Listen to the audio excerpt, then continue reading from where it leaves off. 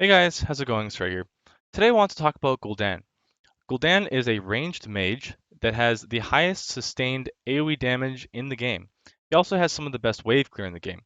Let's talk about what maps and comps you might want to draft him in. He can be good in any map and in any comp, but he's better in comps where you have a more sustained objective and a sustained focus rather than burst, and on maps that are more rotation based and where you can stay with your team more. So maps like Brax's Holdout, where you can always stay with that four-man, Infernal Shrines, Dragonshire, Tomb of the Spider Queen. Maps like that are definitely better for Gul'Dan. Now, maps like Cursed Hollow and Battlefield, he doesn't really have the single target damage required to race Immortals on Battlefield of Eternity. And on Cursed Hollow, there's a lot of flanks where Gul'Dan can get um, run up from behind. If there's a Zeratul, there's a Thrall, or something, it leaves a lot of openings for the enemy team to engage on Gul'Dan. And the big weakness for Gul'Dan is that he doesn't have mobility and he doesn't have any CC besides his ultimate. So let's talk about his abilities really quickly. So Fell Flame is a 75 mana cost ability and it does damage in a cone and it has a 1.5 second cooldown and it just looks like this. So it just does damage in that cone. And as I said, it has a high mana cost. And the interesting thing about Gul'Dan is that he actually has no mana regeneration. So while having no mana regeneration isn't necessarily a big deal, the fact that his abilities cost a ton of mana, so Corruption and Fell Flame, so it's 75 mana on a 1.5 second cooldown. So usually on a 1.5 second cooldown, we'd see maybe 20 mana cost at most. Li Ming has mana cost between like 20 and 30 for those kind of short cooldowns, and Fell Flame is shorter cooldowns than that, and it costs 75 mana. So that's a huge mana cost. He has no mana regeneration. So what he needs to do is he needs to use Life Tap to generate mana. So Life Tap uses about 13% of your max health. It can restore 25% of your max mana.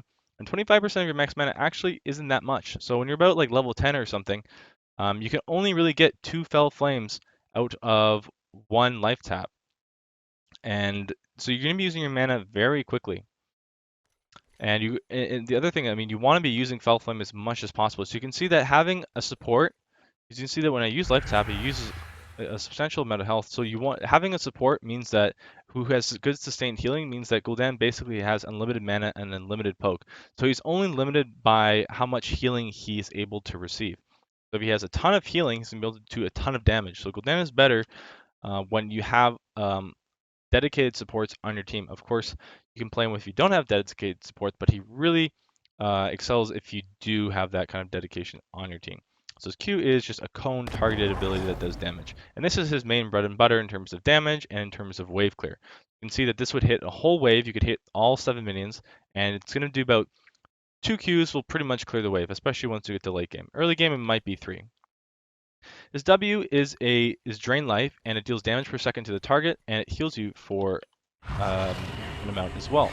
So the heal is actually significantly more than the damage it deals, and this can be interrupted by any knockbacks, any stuns, any silences, etc. The interesting thing to note here is that it actually has no mana cost. So this is a 0 mana cost ability, which means that you should be using it whenever it's available because the only limiting thing here is the cooldown. And the reason it has no mana cost is that when you run out of mana, or you run out of health, so if you run out of mana, then you can drain your health. But once you run out of health, you can't get any more health. So in this way, you have infinite sustain because if you run out of mana, you can drain health, and if you need health, you can use drain life. And there's also several talents at level 4 that improve your mana efficiency in some way. So Gul'Dan can have a ton of sustain if you're playing him properly. Gul'Dan's main poke ability is Corruption. So Corruption has 3 short bursts, and each of them, if you get hit by each of these little cones here, it'll do damage over 6 seconds, and they can each stack on top of each other. So you can get hit by all 3. So you can see that they don't hit at the same time. So if your hero is running this way, maybe I can cast it myself here. If I cast it right here, you can see that you can get hit by all 3 of these charges. So if a hero is standing still, though, you can still hit them with 2 charges. So if you hit them, you hit like right here, for example, that'll hit twice. That actually didn't hit twice, but you can hit a hero twice. Especially if they have larger hitbox, if they're a tank or something like that. It might be a little bit hard to hit like a Tracer or Vala, but if they have a bigger hitbox like an Asban or an Anub'arak or something, they're definitely able to hit a target twice. Uh, Okay, so those are his main abilities and his basic abilities. So again, Gul'Dan has no mana regeneration and completely relies on healing from his allies and drain life to keep him sustained. Let's go into his talents first. Now, usually we start at level 1 and we work our way up, but I'm actually going to start at level 16 here because you want to look at your 16 talents and base your earlier talents around what talent you're going to be getting at 16. So Darkness Within, after using Life Tap, next ability you cast has 25% increased ability power. This is really trash. Don't get this. 25% ability power is really bad, and you're not going to be using it every time you have ability up. So think about if you're using your Q, it's a 1.5 second cooldown. You're not going to be life tapping every 1.5 seconds. So you might like life tap to get more drain life, or you might life tap to do more corruption damage, but it's only 25%. It's not that game changing. So the other two options here are game changing. So Rampant Hellfire um, gives you a stacking buff, which can go up to 40%. So you can get up to 40% more damage on Fell Flame. That's quite a lot of damage. And Ruinous Affliction is can be potentially more than 40%, but it can also be less. So Corruption deals an additional 175 damage on impact. If the enemy is hit by all 3 strikes, the third strike deals 511. So what this means is the first 2 um, boops here would be an additional 171 on each of those, and the third one would do 511. So it's not 171 plus 511 for the third one. The third one just does 511. So that's quite a lot of additional damage here.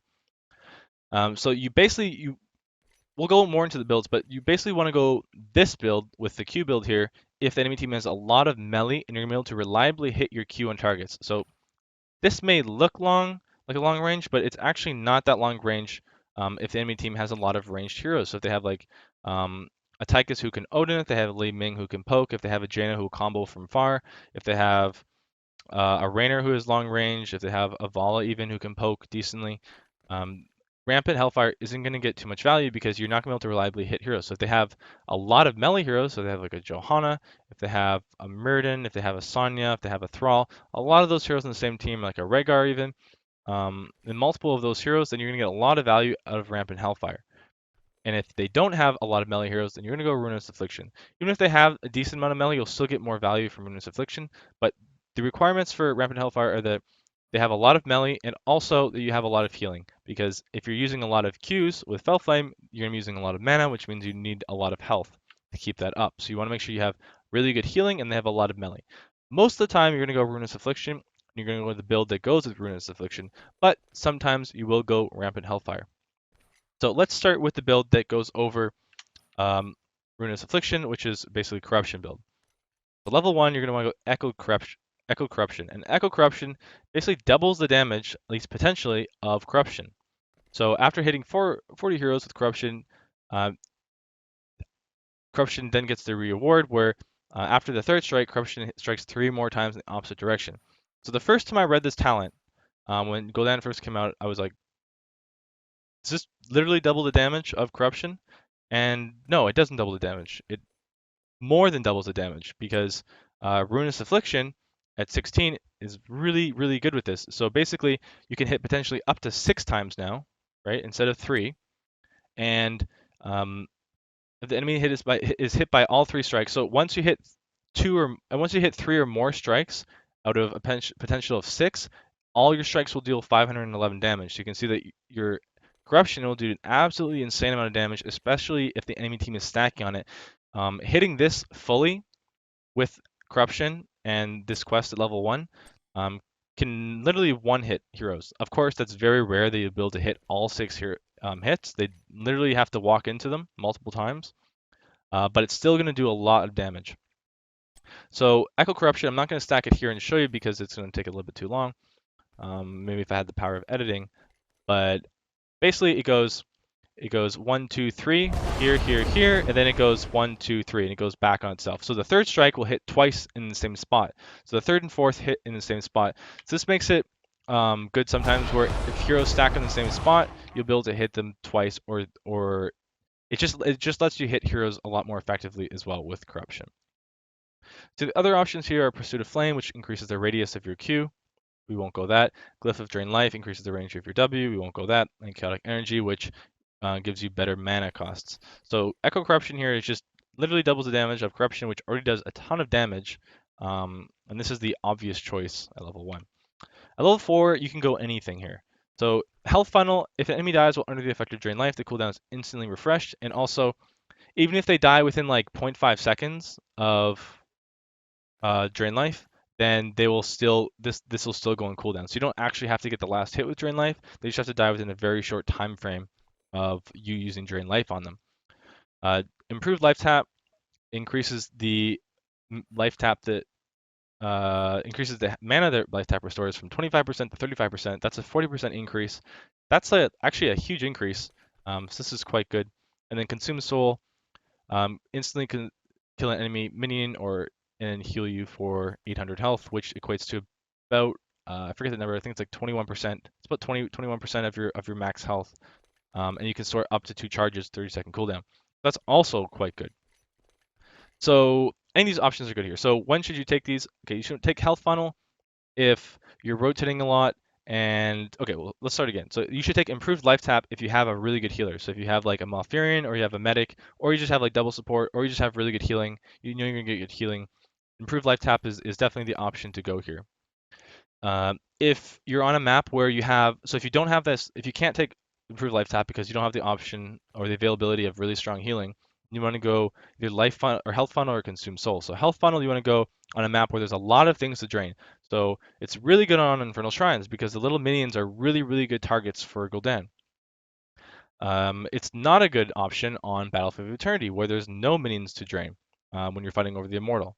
So on that map, for example, Consume Soul will be better. So Consume Soul is better when you don't have a lot of targets to be hitting with Health Funnel, and Health Funnel is better when you do have a lot of targets. So if you're rotating, or if they have, if the enemy team has Anubrak beetles, you can target those. If they have Zagara, um, you can target her minions, or if any other spawns, you can also target the spawns. So it works on anything, so any enemy that dies. Let's take Improved Life Tap here. Okay, so at level 7, um, if you have good, so generally you should always want to go Bound by Shadow if possible. And if you don't have a lot of healing, then you might want to go Hunger for Power, or if you don't have any healing, you might want to go Hunger for Power. So Bound by Shadow, not only do you have to use your Q more often to get the reset, so basically reduces the cooldown of corruption by 1 second every time you hit a hero with Fell Flame. So in 3 seconds, you could potentially hit 10 heroes, and that basically instantly reset the cooldown of corruption. Theoretically, of course, you're not always going to do that. Actually, it'd be less than 3 seconds, be like 1.5 seconds, because you get this one, and then 1.5 seconds later, and then you do it again.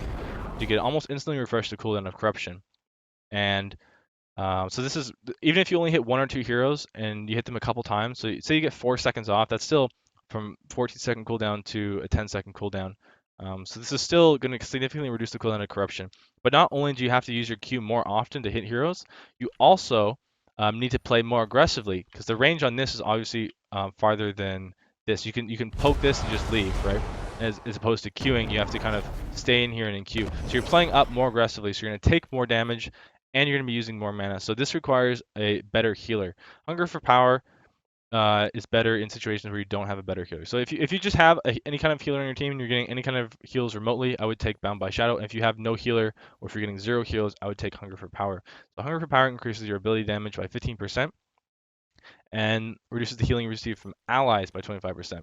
So Hunger for Power, you might think, oh, this decreases the healing I receive. No, it actually increases the healing you receive from Drain Life. So Drain Life, let's do a little proof of concept here. So I have to take some damage. Take Hunger for Power in a sec. So if I go over here and I walk up to this, you'll see that the amount it heals for is 103. So it heals for 103. It's not per second, but it heals for 103. It takes multiple times. And if I go Hunger for Power, it's not going to decrease. It's actually going to increase. So it's 118. So you actually get 15% more healing and 15% more damage. Additionally, Hunger for Power also works for any additional healing. So ability power includes healing. So ability power is any kind of ability. It increases the effectiveness by 15%. That's why it includes healing. And it also stacks exponentially or multiplicatively with Rampant Hellfire. So instead of increasing it, increases the damage by 40%, right? And then you might think that since this is 15%, it might increase it by 55%. It actually increases it by almost 60%. So if you take Hunger for Power with Rampant Hellfire, you're going to increase your damage by almost 60% when using Fell Flame. Just one thing to consider there. So yeah, if you have good healing, most of the time you're going to take Bound Shadow. You don't want that. So level 10, we have Horrify and Rain of Destruction. So Rain of Destruction is just not good. So the problem with Rain of Destruction is that yes, the range is huge in terms of where you can cast it, and the radius for the circle is huge as well. The problem is its unreliability on what it can actually hit. Let's toggle minions on really quickly and we'll cast it. And sometimes it's going to absolutely nail the minions, and sometimes it's just going to miss anything. So you can see Arthas here. Arthas got hit by like twice, so that's like all the damage it did. And sometimes you'll get more procs on them. Sometimes you'll get literally 0 procs. So you can see that we hit Arthas there one time. And just the problem with it is its unreliability. And that's the main reason it isn't chosen. So the other option here we have is Horrify. Horrify is actually a really, really strong ultimate. The Horrify deals damage, which is nice, but it fears heroes for 2 seconds. And fear is a unique thing to Gul'Dan, at least right now, and basically it makes them run in the opposite direction of the center. So wherever the center of Horrify is cast, they run in the opposite direction for 2 seconds. You see that he'll run in 2 seconds in the opposite direction. In those 2 seconds, he loses control of his character, and he's not able to cast any abilities. He's just stuck running in one direction. So you're basically CC'd. It's basically stun, but they're also running in a direction. So if you were to fear a target that was rooted, they'd effectively be stunned. So this is really good for a bunch of reasons. The range is actually quite long. It has a tiny bit of a cast time, so you see after a short delay, it's a bit of a cast time. So make sure that you're casting properly. And it's going to take some time to get a hold of, but there's 2 ways you can do it. You basically just use it in the middle of a team fight, and you're going to hit a bunch of heroes and CC them. Or you can use it to actually catch heroes, so I don't think it works on this target dummy. Oh, it actually does work on the target dummy. That is interesting. Okay, so you can use it to, let's say that this target dummy is a Vala hiding behind a wall or something. So say the Vala is over here behind this wall. You can actually use it to fear a hero away from their team, right? So if the Vala is sticking her head out right in front of this wall, you can fear, and you can get a pick with Horrify. And they'll run out in front, and then the rest of your team can CC, say you have an ETC or Diablo or something. So you can use it to get heroes that would normally not be positioned that would you'd be able to kill them, or you can just use it as CC. It also interrupts things, so it'll interrupt abilities being casted. So Horrify is just a really strong ability. It might take you a little bit of time to nail it down though. So basically the combo that you want to pull off when you're, oops, did not mean to do that, when you're using Gul'Dan is you'll use your E, your Q, and then you'll Alt, and then you'll W. So you'll just do, and typically you'd want to have them run towards you. So let me try that again. And basically, if you ever played a Warlock in World of Warcraft, that's basically how they function. They'd fear, and then you build a drain life while they are being feared. So that's basically the combo. At level 13, you have Fell Armor, Harvest Life, Dark Bargain, and Healthstone. So you have a few options, but mostly Fell Armor is what you want to take. So you basically have a permanent spell shield that reduces damage from abilities by 40%. So since the cooldown on Fell Flame is 1.5 seconds, and the spell shield is 2.5 second duration, you obviously have 100% uptime on Fell Armor. And most heroes in the game, I mean, all heroes in the game do some kind of ability damage. You're going to get some effectiveness no matter what, but especially for heroes like Li Ming or like a Lunar or something, you just absolutely reduce so much damage, and it makes Gul'Dan a really good counter to those types of heroes. The other option you have is Harvest Life is actually quite good. So Drain Life heals for 50% more health when used on heroes. So this is really good for in situations where the enemy team doesn't have a lot of ability damage, and you're gonna be able to drain life effectively. So this is like actually a really good counter versus an Illidan. So if Illidan is just sitting on you, he has no interrupt unless he goes hunt. Why is he going hunt? And then you can just drain life, and you can heal yourself while he's just sitting there auto attacking you. And 50% more health increase, especially if you have Hunger for Power at level 7, you're gonna get a lot of health regeneration here. Again, it's only versus heroes though. The other option is Healthstone. So Dark Bargain and Healthstone. Dark Bargain increases your health by 25%, and Healthstone heals you for 25%. So Healthstone is almost always better than Dark Bargain. So since they both do 25%, but you can just restore health with Dark Bargain, and you don't have to have the increased death timer. The increased death timer is cool, but I think that you need to have like I don't know, this needs to be at least 30 or 35% of your max health increased to be worth getting this over health stone. So generally, you're going to go Fell Armor, and if they have no ability damage, you can go Harvest Life. So, and then at 16, you can see that since we're going the E build, we'll obviously get Ruinous Affliction. Level 20, we have a couple of interesting options. Haunt is really, really good. So it increases the duration of Horrified by 1 second, so from 2 seconds to 3 seconds. And all the targets are also vulnerable for 25%. So they take 25% more damage for 3 seconds, and it's an AoE. So this is really, really effective. This is a very strong level 20 upgrade, even if it doesn't look like much. Especially in competitive, this is really good. Demonic Circle is another option, and this is a unique option. So it can function in a lot of ways and has a lot of potential. I haven't seen it used too effectively, but it definitely has potential. So you use your one key here, and you can activate to create a portal. This portal is immune to all damage. It cannot be removed. It stays there permanently, and I'm pretty sure if you die, it stays there as well. So it's a 60-second cooldown, but you can activate the demonic circle to teleport to it, and teleporting to it removes the circle, and obviously goes on a 60-second cooldown. So this is different from Bolt in a lot of ways. So Bolt of the Storm is a 70-second cooldown, it's instant, but you don't need to put down the portal. So the fact that you need to put down the portal means you need to set it up prior to a fight. So a lot of times you might just leave this in your base, so you could basically use it as an instant teleport. So anytime you're within risk of dying, you just teleport and you're back in base. It's literally instant, so there's no way they can interrupt it. You'd have to be perma CC'd from like relatively low health to be interrupted from casting this. So the two ways you can use it are you can just leave it in base. Well, there's not two ways. You can leave it in base, and then you can just activate it anytime. You can use it if you're, say, on Dragonshire. There's two objectives, right? You can just leave this portal on the top lane, and then you can go contest bot, and say you get a kill bot, and they have already capped top, you can teleport back top and cap it again. Or you can use it to cap mid, you can use it to set up ganks, you can use it for a lot of things. This portal does not grant vision, I'm fairly certain. This portal does not grant vision, except for the area around it, actually. So you can use it as a bit of a ward. So when should you get this? I kind of struggle with this myself. So sometimes I feel like in a team fight, I just don't get much value of this, especially at level 20, because it doesn't help you win the fight most of the time. So most of the time I just set it up in base and I just teleport back when I'm low on health. So I'll be in a team fight and say I'm being engaged on and I just leave. Well, my team, I'm basically dead, right? Just on a shorter cooldown. So instead of being dead for 60 seconds and then having to walk from base, I can just instantly walk from base. But say the fight isn't near me, I'm not going to be able to return to that fight for the duration of it. So it basically means my team has lost the fight or I'm dead for the fight. And a lot of times if you get team wiped, say you get 5-man wiped, or instead of getting 5-man wiped, now you have demonic circle and you only get 4-man wiped. Well, if it's if you're both teams are level 20 and you get 4-man wiped, you can't really do anything than if you were 5-man wiped. At least most of the time, unless you're trading like 4 for 4 or something, then it might be effective. So most of the time, I just recommend going Haunt, but play around with Demonic Circle and let me know what you think. All right, so let's go over the other builds quickly. So let's say that we're going to go Rampant Hellfire. So Rampant Hellfire, you could get this talent. Okay, so even if you're going Rampant Hellfire, it's a 10% radius increase, which is basically 10% increased length here for the ability, and it's going to increase the width here a bit of the cone as well. We're basically getting 10% increase, and I feel like you can gain double damage on corruption